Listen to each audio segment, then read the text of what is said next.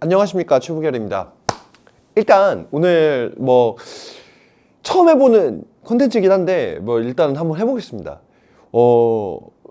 단 하나의 제품만 가지고 이야기를 하는 내용이고, 가능하면 거의 매일 할 수 있으면 거의 매일 한번 해보려고 합니다. 그러니까 그래서 좀 간소화가 되더라도 좀 이제 육체적으로 좀 많이 보여드려서 이제 편집적으로 좀 많이 할 게 없이 완성을 시키면은 가능하지 않을까라는 생각이 들었고, 이런 생각을 하게 된 이유는 사실 저희가 편집샵이다 보니까 아무리 규모가 그렇게 크진 않다고 하더라도 한 시즌에 나오는 들어오는 제품의 수가 워낙 많고, 그리고 그 제품들을 사실 제가 다 일일이 보면서 하나씩 진행을 했었던 제품인데, 그걸 또 여러분들에게 자신 있게 소개를 못하는 것도 또 이상한 일이라고 생각을 해서 이제 제품을 하나씩 소개하려고 보니까 너무 많은 거예요. 그래서 거의 모든 영상들이 다 그런 식으로만 가게 되면 제 생각을 좀 좋아하시거나 제 이야기를 듣고 싶어 하시는 분들에게는 또 콘텐츠적으로는 좀 부족하다고 느껴져서, 그래서 제품은 제품대로, 그리고 제 생각을 말씀드리는 거는 그런 영상대로 이렇게 좀 나누어서 좀 진행을 해보려고 합니다. 그래서 첫 번째로 무슨 제품을 이야기할까라고 생각했을 때 제일 먼저 역시 생각난 거는 우동 데님입니다.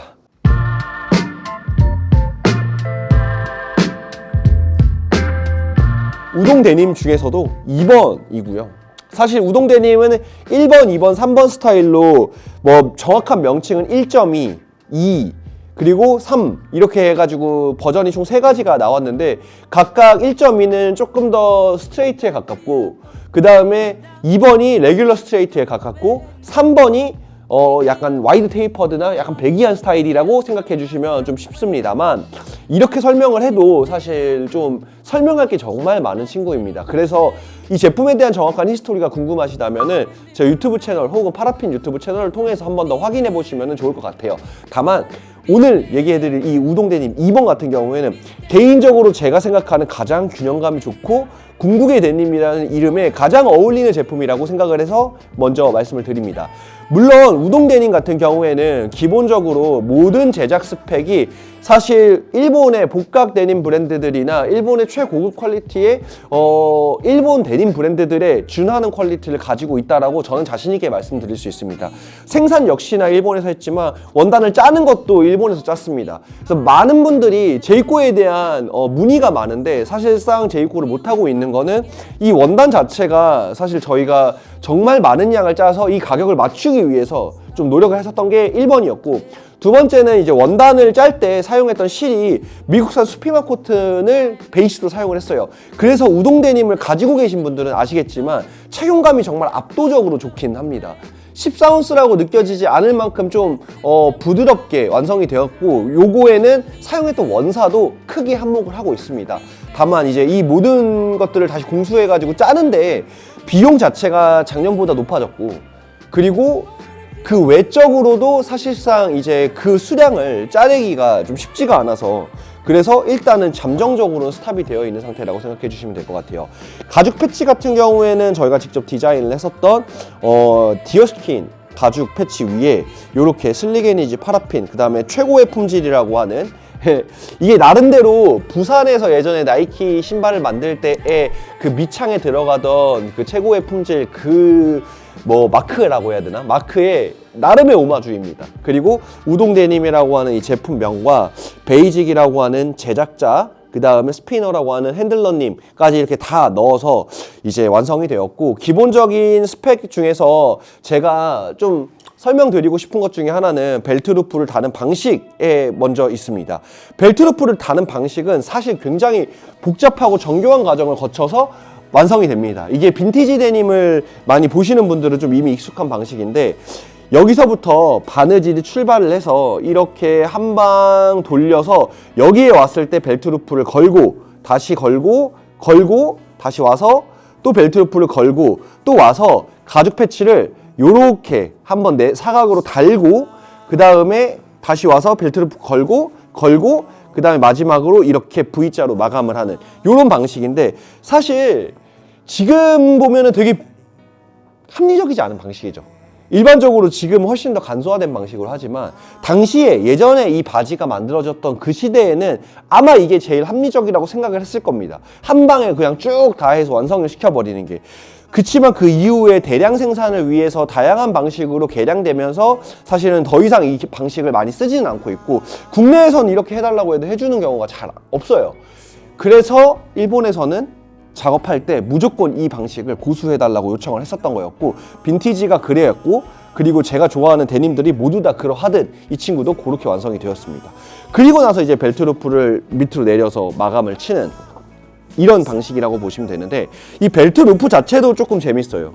약간 도톰하게 올라와 있죠. 이 도톰하게 올라와 있는 거는 이것도 역시나 오류가 만들어낸 하나의 디테일인데, 이 친구 같은 경우에는 벨트 루프를 안쪽으로 말아 넣어서 이렇게 바느질을 하는 이 과정에서 여기에 원단이 말려 올라가면서 따로 별도의 심지를 넣지 않아도 이렇게 도톰하게, 이제 일본에서는 나카다카라고 한다고 하더라고요. 이런 방식으로 완성된 벨트 루프를 꼭 고집을 하였습니다.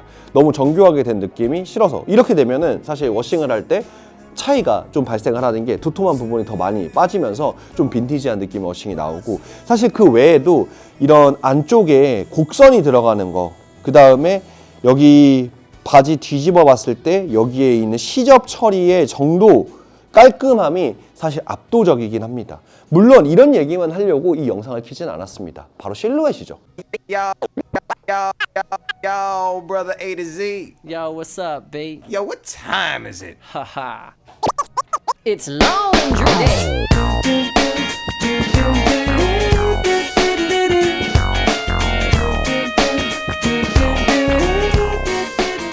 정말 깔끔하게 떨어지는 일자핏이라고 생각해 주셔도 괜찮습니다. 뭐 허벅지 쪽이 끼는 것도 없고, 그렇다고 해서 밑단에 뭐 테이퍼드가 심하게 들어가거나 아니면 플레어가 들어가거나 이런 거 없이 완벽하게 깔끔한 레귤러 스트레이트 핏입니다.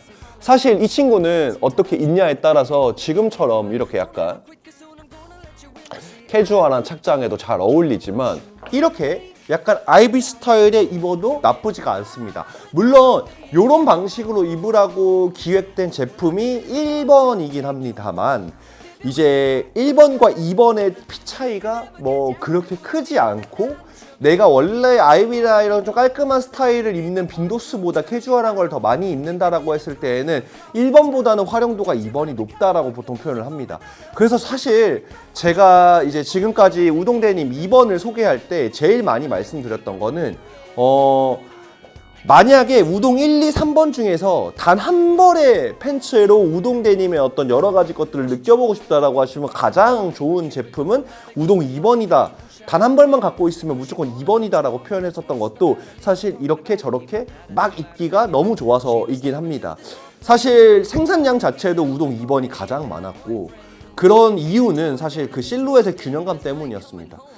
어쨌든 저한테 이렇게 그러면은 막 우동이 이렇게 좋다고 다 얘기를 했는데, 아니 굳이 일본에서 다 만들어서 일본 브랜드들도 다 있는데 근데 왜 굳이 우동이에요? 라고 생각하실 수가 있어서 덧붙여 드리면은, 일본의 빈티지를 기반으로 하는 브랜드들이 가지고 있지 않은 걸 우동데님이 가지고 있는 게 몇 가지가 있습니다.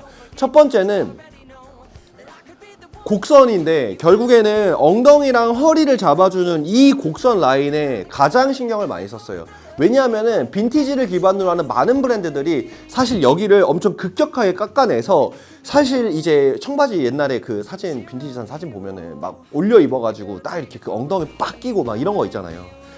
사실 원래 빈티지 오리지널 리바이스가 엉덩이가 되게 컸어요, 허리에 비해서. 그래가지고 그런 조금은 엉성하다고 하는 실루엣마저도 사실 복각을 집중하는 브랜드들은 그것 역시나 같이 복각을 해내는 경우가 많고, 또 그거를 나름대로 일본식으로 현지화하는 과정에서 허리가 극단적으로 작아지는 경우도 좀 많았어요. 왜냐하면 어쨌든 일본 분들의 체격이 전반적으로는 국내 분들보다는 조금 더 작으니까, 그런 것들 때문에 실제로 일본 데님 브랜드들을 입었을 때 주는 실루엣적인 어떤 완성도나 만족감이 좀 떨어질 수 있다, 떨어지는 경우가 종종 있고, 저 역시도 그런 경험을 많이 했었어요. 특히나 저는 이제 그 동양인 중에서는 체격이 좀 큰 편에 속하다 보니까 더더욱 일본 브랜드가 안 맞는 경우가 좀 많았는데, 그런 것들을 좀 많이 개선하는 데 노력을 많이 하였고요. 그래서 실질적으로 여기가 뜨는 어떤 그런 모양들이라던가 엉덩이 쪽 모양들이 좀 많이 밸런스가 잡혀서 나왔던 게 이 친구입니다.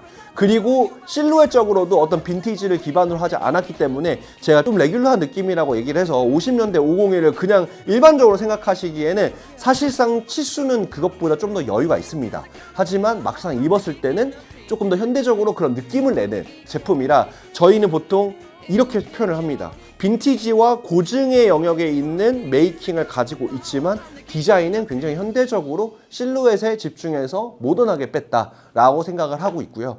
그리고 이제 거기에 맞춰서 또 다른 점 중에 하나는 모든 원사들은 다양한 실을 사용을 하긴 했지만 기본적으로는 UJ사에서 나왔었던 코어사를 사용을 합니다. 이 부분에서도 사실 몇몇 복각 브랜드들은 노출되는 원사를 100% 면사를 사용해서 터지는 걸 의도하는 브랜드도 있어요. 물론 저도 그 감성이 나쁘다고 생각하진 않습니다. 실제로 그런 제품들도 많이 가지고 있고. 다만 제가 입었을 때 좀 불편했어요. 솔직하게는. 여기가 터지는 게 저는 사실 많이 불편했거든요. 뭔가 진짜 너무 낡은 바지를 입은 느낌이 나서. 근데 그런 것들은 좀 개선하고 싶었고 UJ 코어사라는 코어사 자체가 사실은 반영구적으로 할 수 있는 그런 합성사인데 겉에 이제 면사를 조금 이제 약간 섞어가지고 살짝 에이징이 되면서도 반영구적인 내구성을 가지고 있는 원사로 만들기 위해서 나름대로 일본에서 되게 열심히 개발해가지고 정말 많이 쓰고 있는 원사인데 그걸 굳이 피할 필요가 있을까라는 생각에 전체 다 UJ 코어사를 사용했고 사용했던 실의 두께와 색깔만 각 파츠에 맞게 조금씩 변형을 하였습니다. 다만 여기서는 이제 공장 사장님께서 추천을 하셨던 방식인데 이쪽 부분에 들어가는 실이 스판사입니다. 여기에 있는 흰색 실들은 대부분 다 스판사이고 이거를 이렇게 사용했던 이유는 보통 흰색이 들어가는 부분은 정말 내구성이 좀 필요한 곳인데 거기가 이제 스판사를 사용하게 되면 원단이 벌어지거나 힘을 받을 때 같이 실이 늘어나면서 조금 더 밀도 있게 잡아주면서도 동시에 약간 내구성이 높아진다고 하더라고요. 그래서 저는 이 제품을 사실 정말 오랜 시간 동안 여러분들과 함께 해서 정말 나중에 한국에 있는 빈티지 샵에서 우동 데님을 볼 수 있었으면 하는 마음이 있거든요. 그래가지고 그런 시간을 버티려고 하면 어쩌면은 지금 이런 식으로 작업하는 게 더 좋겠다라고 비교를 하게 되었습니다. 그래서 일단은 우동 데님에 대한 우동 2번에 대한 이야기로 오늘 꽉 채웠는데 내일 모레 글피 시간 날 때마다 계속 하나씩 제품 하나에 대한 설명 한번 도와드리도록 하겠습니다. 뭔가 이거는 컨셉 자체가 여러분들이 만약에 오프라인 매장에 들어왔다라고 했을 때 오프라인에서 저랑 응대하는 느낌을 조금 더 현장감을 주기 위해서 하는 거니까 혹시나 어떤 의견이 있으시면 편하게 달아주시면 감사드리겠습니다. 그러면은 이만.